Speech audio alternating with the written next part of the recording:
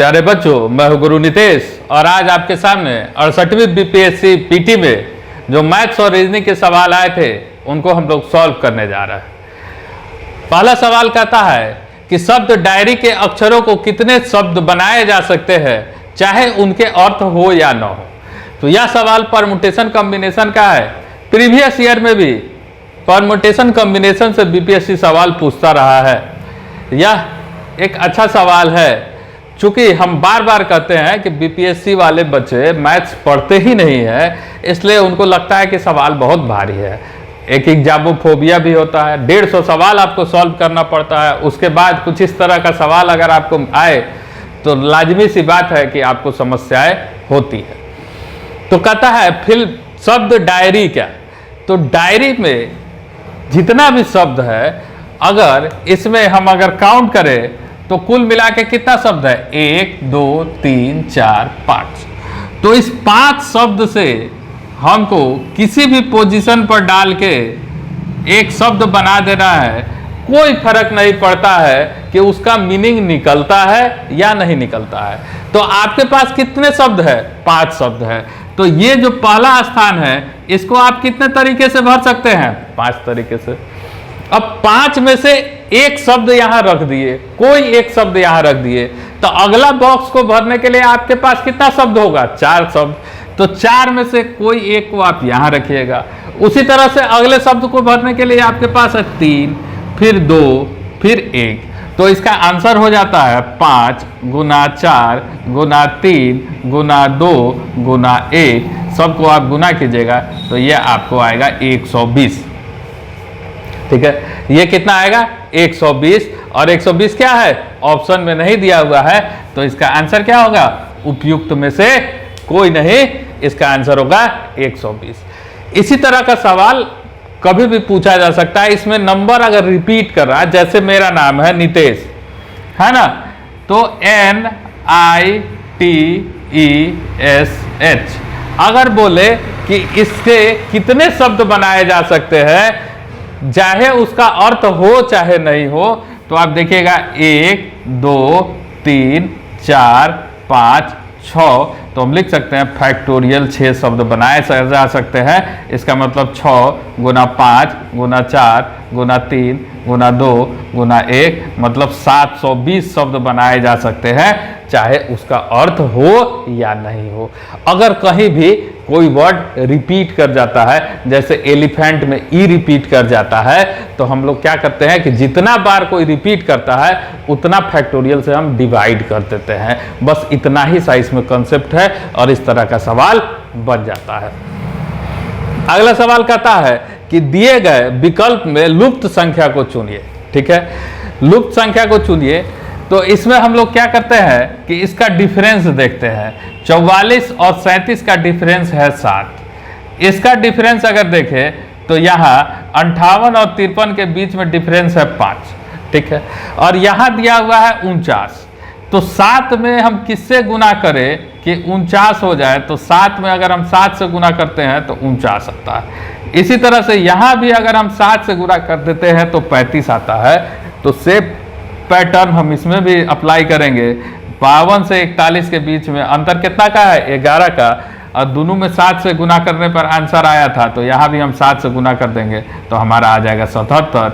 ये option number C 77 ये आपका आंसर हो जाएगा।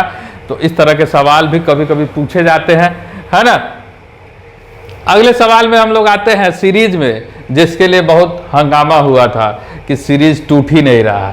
यह सीरीज सेम कॉन्सेप्ट लिया हुआ है। हमारे प्रीवियस वीडियो में आप देखिएगा, CSET 2019 के क्वेश्चन से यह सीरीज लिया गया है।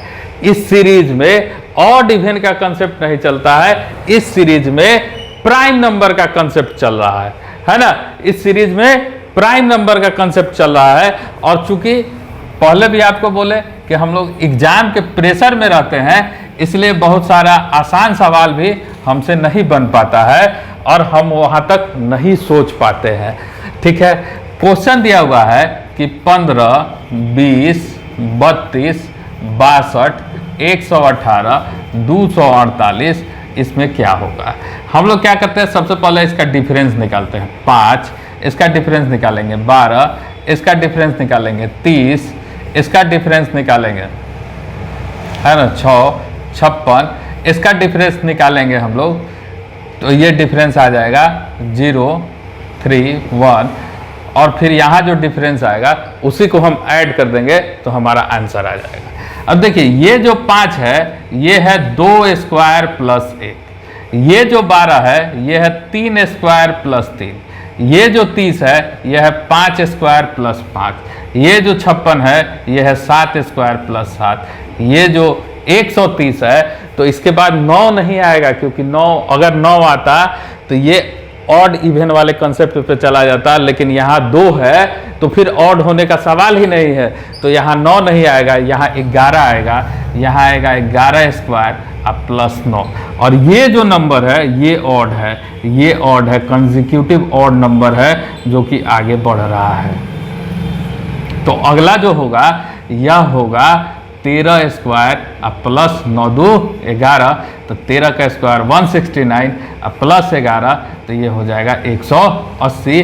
तो हम 248 में 180 को जोड़ देंगे तो हमारा आंसर आ जाएगा और 248 में 180 को जोड़ेंगे तो ये होगा 428 और ऑप्शन नंबर ए 428 दिया हुआ है जो कि हमारा सही जवाब होगा। ठीक है, अगला चौथा नंबर सवाल कहता है कि किसी एक आयत का क्षेत्रफल 30 सेंटीमीटर स्क्वायर है और इसका परिमाप 26 सेंटीमीटर है, तो इसकी भुजाएं सेंटीमीटर में क्या होगी? ऑप्शन दिया हुआ है। ठीक है, तो हम लोगों को पता है कि आयत का क्षेत्रफल होता है लंबाई गुना चौड़ाई। ठीक है, और आयत का परिमाप होता है 2 इंटू लंबाई प्लस चौड़ाई। ठीक है, तो क्षेत्रफल बराबर होता है L गुना B और परिमाप बराबर होता है 2 इंटू एल प्लस बी। सवाल में दिया है क्षेत्रफल है 30 सेंटीमीटर स्क्वायर, तो L गुना B बराबर 30 सेंटीमीटर स्क्वायर। ठीक है, और परिमाप दिया है 26 सेंटीमीटर, तो ये हो गया 26 सेंटीमीटर। तो इसका मतलब L प्लस B बराबर 26/2 बराबर 13 सेंटीमीटर।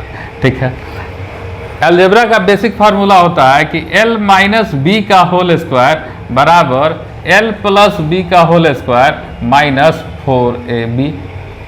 LB AB कुछ भी हो सकता है, तो हम यहाँ L माइनस बी का स्क्वायर, इसका वैल्यू हमको पता है, इसका वैल्यू दिया हुआ है 13, तो 13 का स्क्वायर 4 गुना 30, तो ये हो जाएगा 169 माइनस 120, तो ये हो जाएगा 49।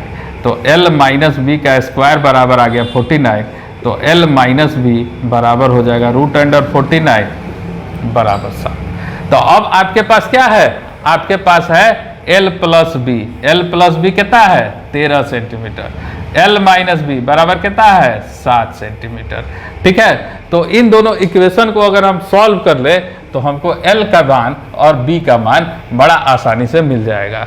दिया हुआ है L प्लस बी बराबर है 13, L माइनस बी बराबर है 7। दोनों इक्वेशन को जोड़ लेंगे तो ये B कैंसिल हो जाएगा, 2L बराबर 20, तो L बराबर हो जाएगा 20/2 बराबर 10 सेंटीमीटर, और L का मान किसी इक्वेशन में रख देंगे तो B बराबर हो जाएगा 3 सेंटीमीटर।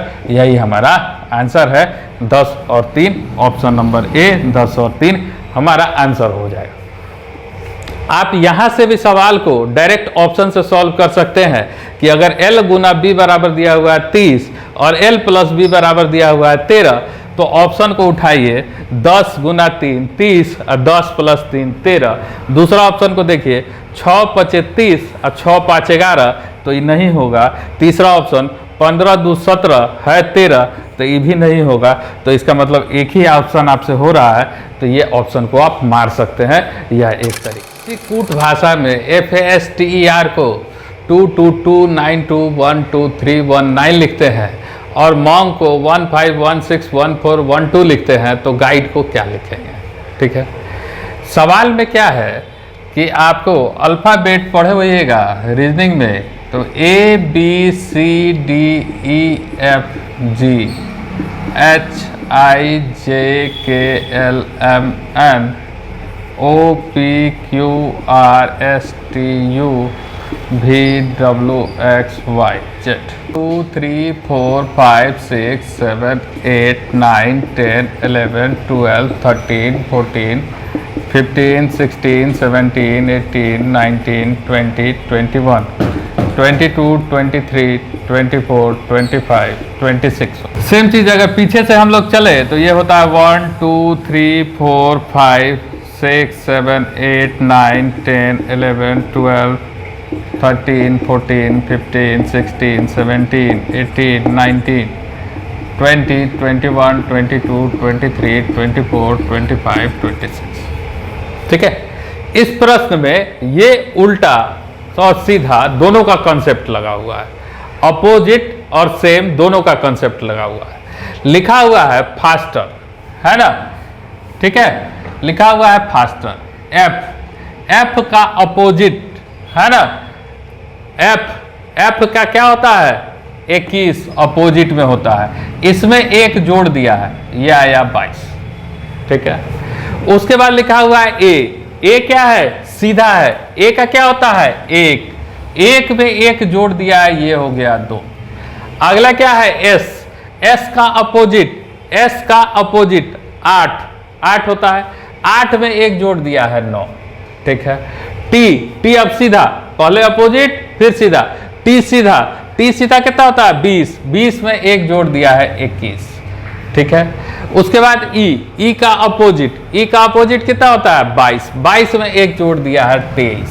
ठीक है, और आर क्या होगा सीधा, आर का सीधा कितना होता है 18 में एक जोड़ दिया है, ये हो गया 19।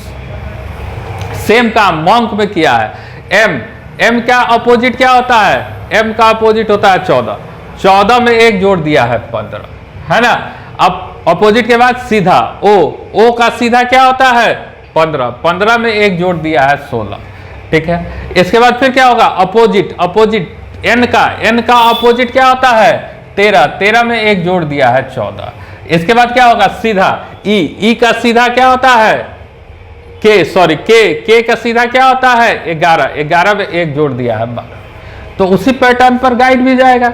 गाइड जी का अपोजिट 20 प्लस 1 21, है ना।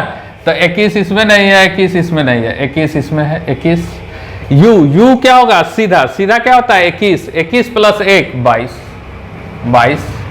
आई क्या होगा अपोजिट, आई का अपोजिट कितना 18 प्लस 1 19।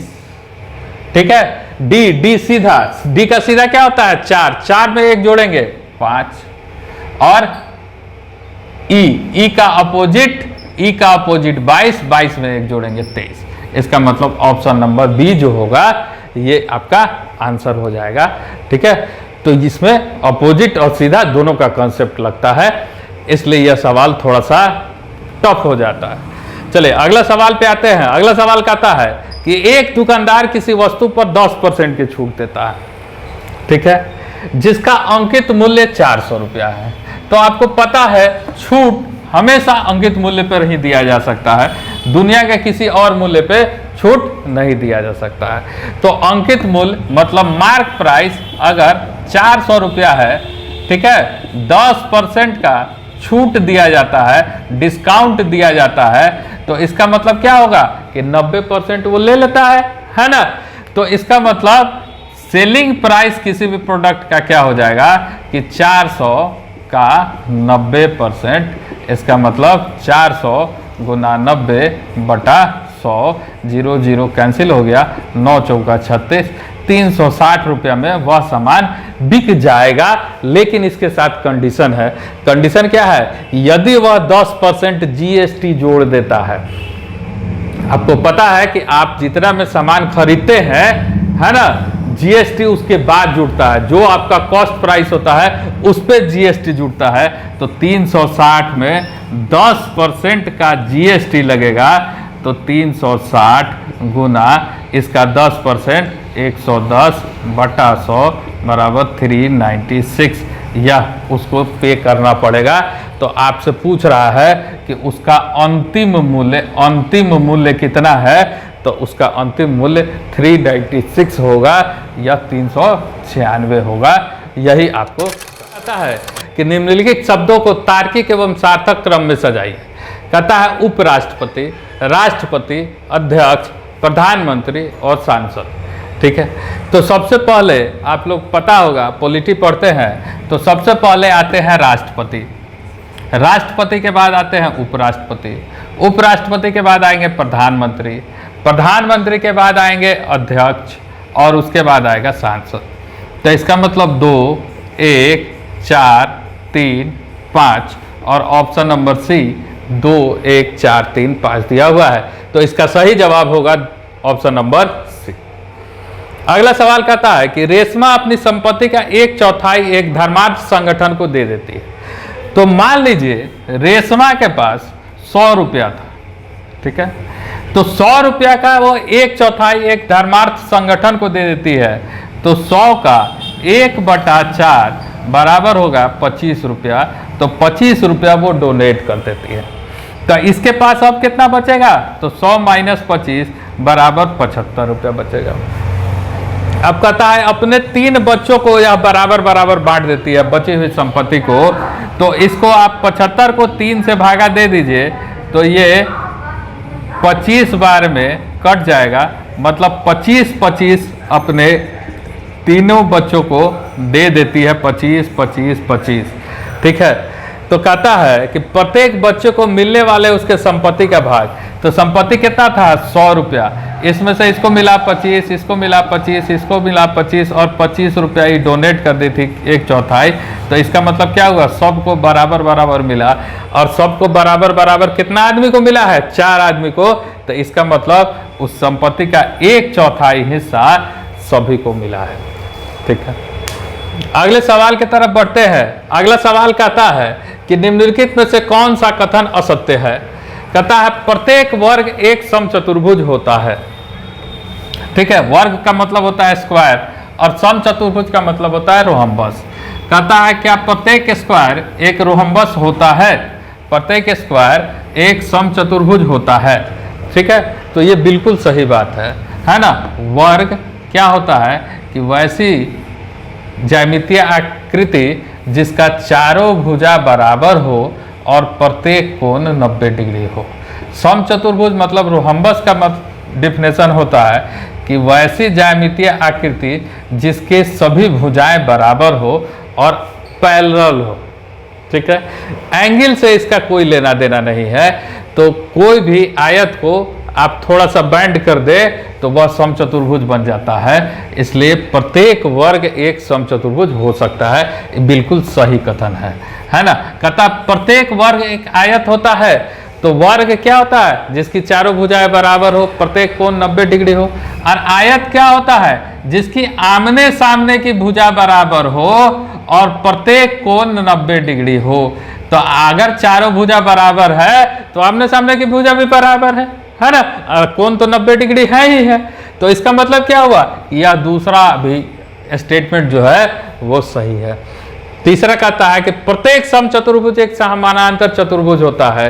तो समचतुर्भुज का मतलब रोहम्बस, समानांतर चतुर्भुज का मतलब पैरेललोग्राम। तो पैरेललोग्राम में कहता है कि इसके आमने सामने की भुजा बराबर हो, कोण से कोई लेना देना नहीं है और पैरेलल हो। और रोहम्बस में क्या होता है कि चारों भुजा बराबर हो।